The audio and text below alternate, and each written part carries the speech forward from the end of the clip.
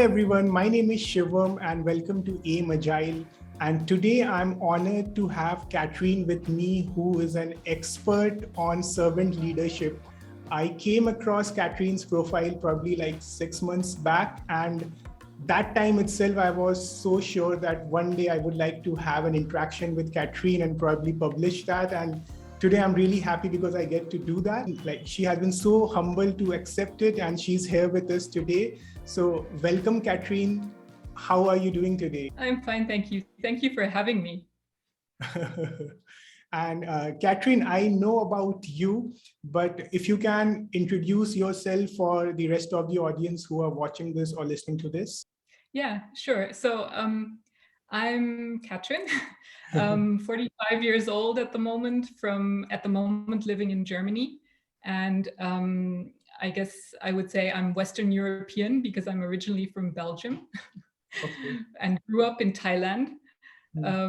So I have I guess an international background.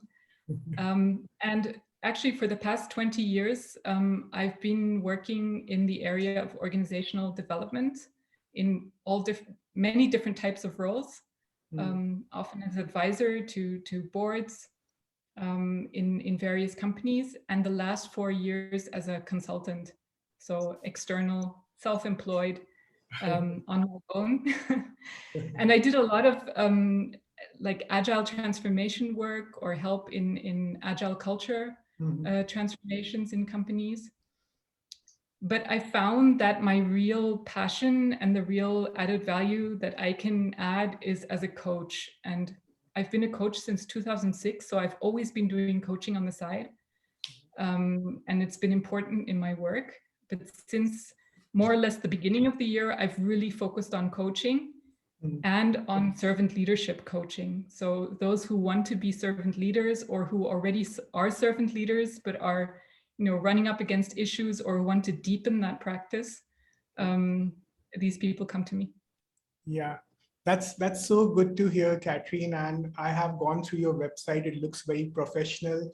And like I said already, that I was so glad to come across you where you talk about servant leadership in so much detail.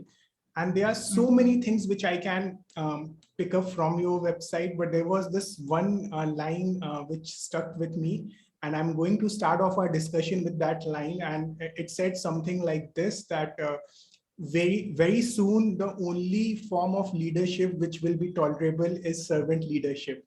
With that being the premise, can you talk to us about the essence of servant leadership? Yeah, so for me, I guess the definition is always evolving and it's hard to define, but servant leadership is a way of being. It's not so much a leadership skill, but a way of being.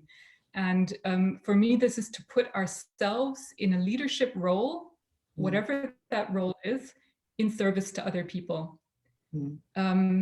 And this being in service to others, in taking the lead and being in service to others, that is what is missing often in our organizations. It's what I've seen is missing. And it's what many people would say at the moment is becoming more and more important. Some call it conscious leadership or transformational leadership, and have some essence of servant leadership in there. But the way I see it, it goes even further. And I guess you could also say the most essential part is to put ourselves, to not be in service to ourselves, to go beyond our own egos and to serve the greater good. And that's the essence. And it's what we need more of in organizations.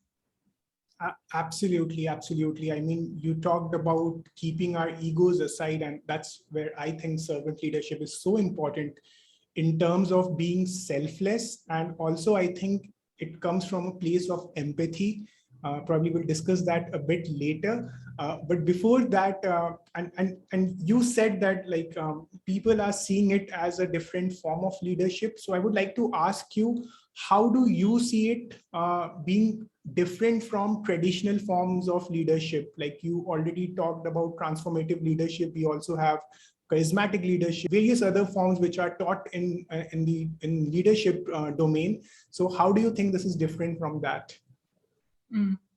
Yeah, so for me, to be in service to others, it's not a skill, it's not a style, it's who we are in our essence as human beings.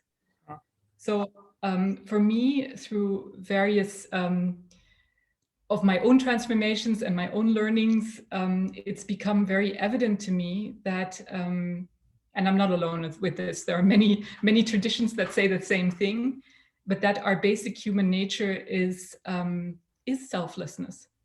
Yeah. So the ego that we've created is something we've constructed, and it's something we've learned in our upbringing, but our true human nature is beyond that. And when we rediscover that, then what we really want to do and what's really meaningful to us is to be in service to others.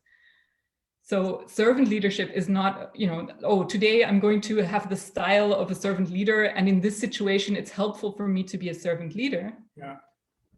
It's a completely different level. It's my real essence, our true nature as human beings is to be in service to others. Wow, Katryn, like you explained it so well. I mean, I have never thought about it this way, honestly. Like I always thought it's a form of leadership, which comes from a place of empathy. But then what you are saying is that other forms of leadership are perhaps certain set of skill set, and servant leadership is not a skill set per se, but it's more of an awakening. So, I mean, I'm out of words in the way that how you have put it. Thank you so much for doing that. And the next question that I had in my mind, now I feel that it's kind of rendered pointless, but I'll still ask for the neutral viewers who are watching this right now. And the question was that, is servant leadership a trainable skill? Now, you already said it's not a skill, but then can we develop servant leadership? And of course we can, because that also you answered. Then how can we go about it, right? Because how does one develop this? Again, I should not use the term skill, but how does one develop servant leadership? Yeah, so it's still an important question, right? How do we get there? Yeah. And because it's our true nature, it's not a process of adding new things, but actually removing the things that are in the way. So there are three aspects to servant leadership that are important from my point of view. The first one is that we have to stop thinking we need to manage our lives, right? We need to manage, our people, the project, the environment. This is all this ego thinking. I know what's best. I know how to do things, and I need to be in control.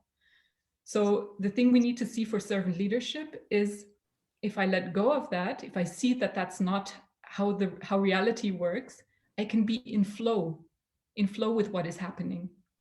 Yeah. And many people have talked about this, about the emerging future, right? The originator of the term servant leadership, Robert Greenleaf, he already mentioned foresight and emergence, and that the role of a leader is to be synchronized with what is coming out, what is emerging.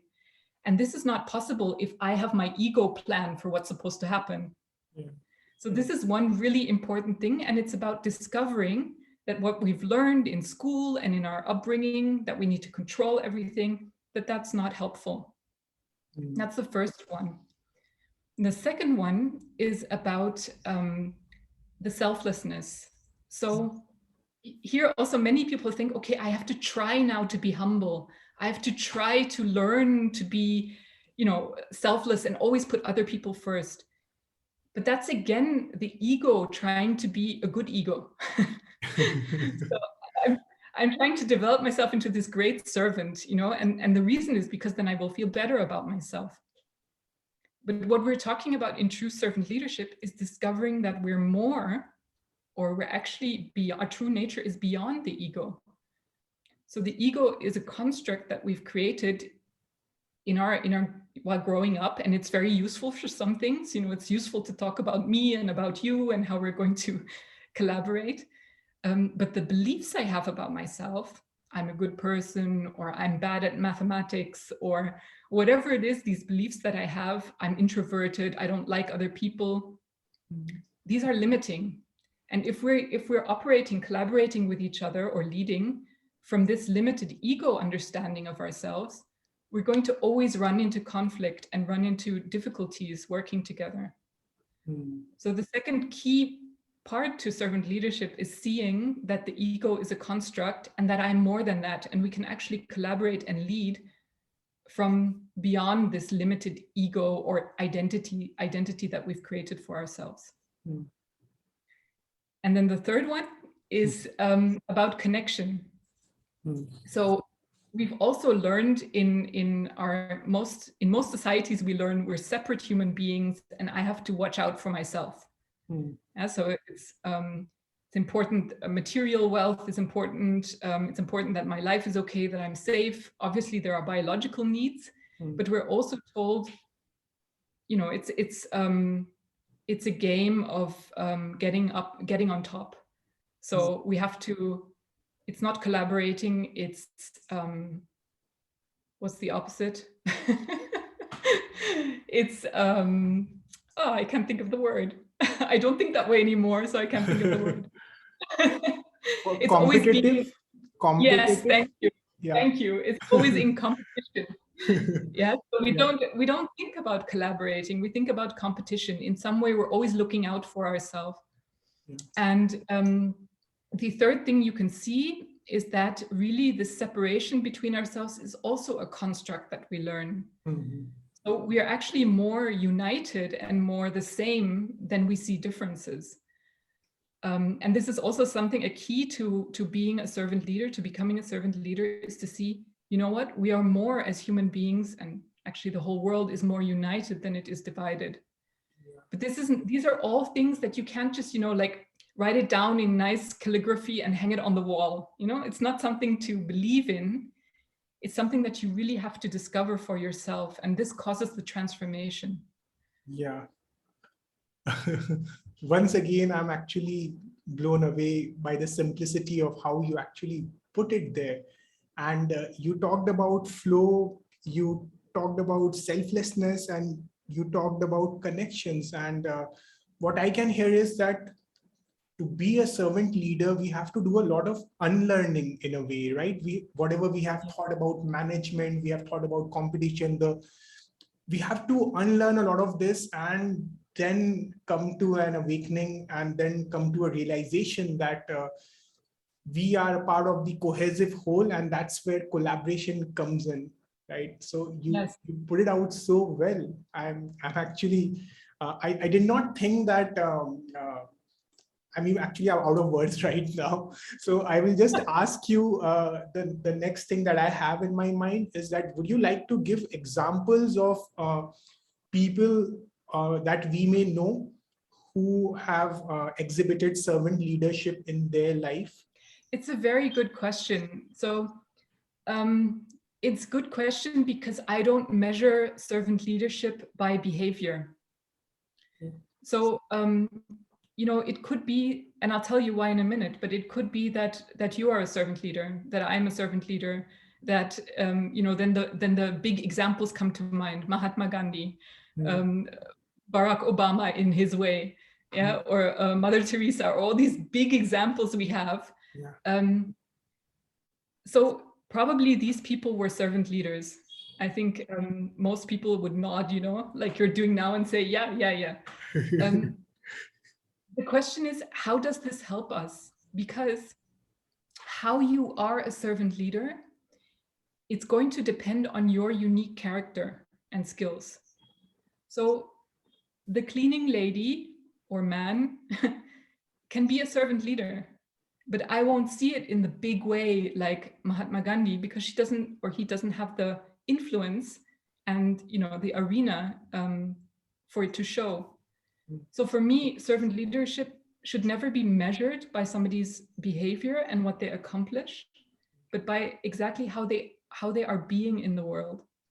So it can be very small, it can be very big, and it will look completely different. You can have very loud, boisterous, you know, people who come across as quite arrogant, and you can have very introverted, very who come across more like humble people, the way we would normally see that.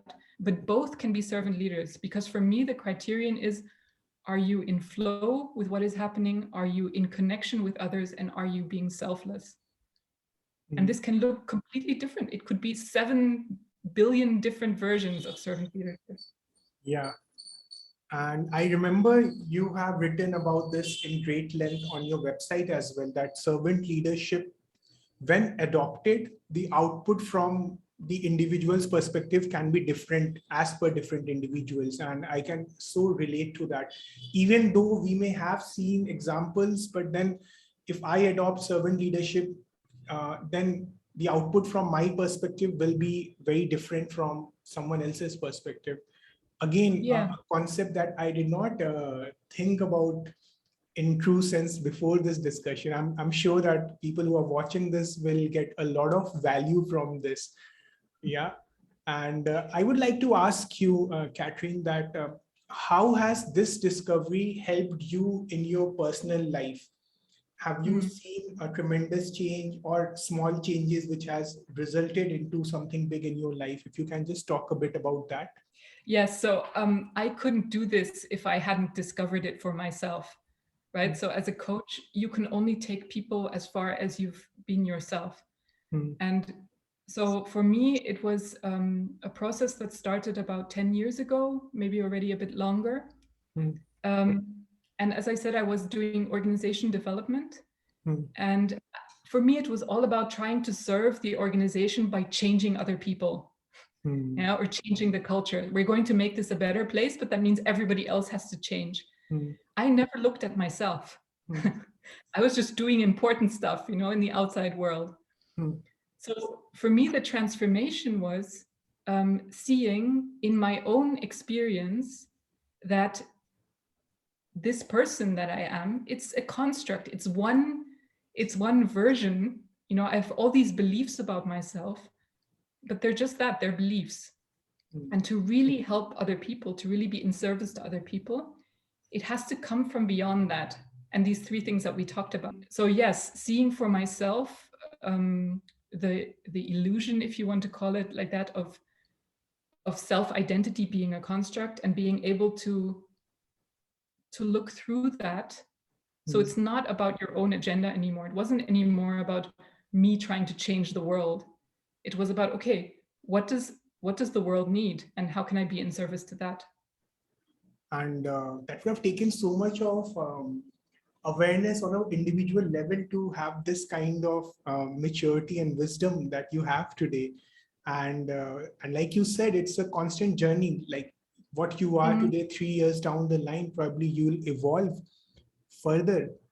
And absolutely, it is the essence of continuous improvement, right? We are improving, and we should strive to improve every day, and not do it with a lot of force, but like you said, we should rather flow with what's happening in our life.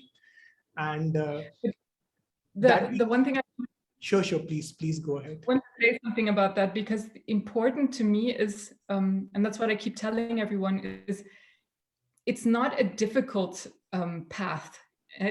We have to look within. So it's a process of self-insight and self-inquiry, because we're trying to undo what our whole conditioning and society has told us, right? All these rules about make your life a success, compete, become a big and a good and a healthy ego. Yes. So all of this, we have to see it's not true and it's not helpful. But it's not something that needs to take years, or, you know, we don't have to go meditate into a cave and give up all our material wealth and become a saint, you know. So that's also often an idea, like, oh, if I'm going to, you know, understand myself or really inquire, it's going to take, you know, walking around in like a Buddhist monk and in bare feet. But that's not the case. Yeah. That's also a myth. It can be very, very simple and very direct. Yeah. And thank you for mentioning that, because even I have been doing a bit of research and I've read some articles on the toxic hustle culture that we see nowadays, right? Where you have to work really hard, beat everyone in the competition to be at the top of the game. And what you are talking about is like, just exist with everyone else. You can still grow, you can still do something really remarkable in your life. At the same time, you can help others to grow with you. right? And I think that's the essence of servant leadership. And yes, you don't have to be a monk who will go to the caves or something to do that. We can do it with a little bit of self-reflection. And I think that's where the importance of coach comes in, right? So if you can just spare a thought on importance of coach in finding this journey, so that people who are watching this, if they want to have a coach, and probably they would want to reach out to you. So if you can emphasis on the importance of coach. Yeah, so it's called self-insight and self-inquiry, right? I'm trying to discover what my true nature is. So these three things that I said, but I can tell you, but you need to discover for yourself. And only if you discover for yourself will it be true to you, and that it allows you to live servant leadership. So the whole goal is to see for yourself. Now you can do that by trying to figure out, what practices work for me, what have the sages said, reading all the books and stuff. I did that for a very long time, and it was very frustrating and very confusing because there are as many answers as you can think of. And, the question is, what is the direct path to seeing this? So that's where I recommend coaching, because a coach can help you. First of all, a coach can help you look at, okay, what is your situation and what are the best ways for you to start trying this in your life, and for you to reflect and to see, the types of practices and reflection that work for your specific situation. The second thing is that when you do these reflections, or you really start to look within, it can get a bit disorienting. Oh, okay, I'm not my beliefs, I'm not my ego, now what, am I going to disappear? So it can get a bit, sometimes even a bit, cause a bit of anxiety, like, okay, everything I've been told so far is untrue. What is true? And that's also where a coach can be really helpful to guide you through that process. And the other thing is that it's just much more efficient. So for me, at least, and I know a lot of my coachees, a lot of people who come to me, they have the same experience, that I needed another person to hold me accountable for this process of self-reflection. It's not always fun. You have better things to do than to reflect. And to, some people also say it's so narcissistic, I'm sitting there thinking about myself all the time, but that's not that's not the point. But the essential part is that a coach can really, say, okay, we're doing this exercise, this session today, and in 2 weeks, I want to see what you came up with. And this can be very, very useful, because otherwise, it's 2 months, 2 years later, and I forgot all about the exercise, and I'm I'm doing other stuff, I'm doing my work, but I'm not reflecting. Yes. So these are very important reasons that coaching, it's an investment, but it can be really, really high return. So and of course, as a coach, that's what I recommend. But it's not, of course, it's not necessary for everyone. Yeah, I can relate to that, because I call myself a productivity geek for a very, have been calling myself that for a very long time. But I have a personal coach, and ever since he has been there in my life, things have streamlined so much. So I can totally understand the value of having a coach in our life. And you talked about narcissism, right? And in reality, when we talk about servant leadership, we're actually doing completely opposite.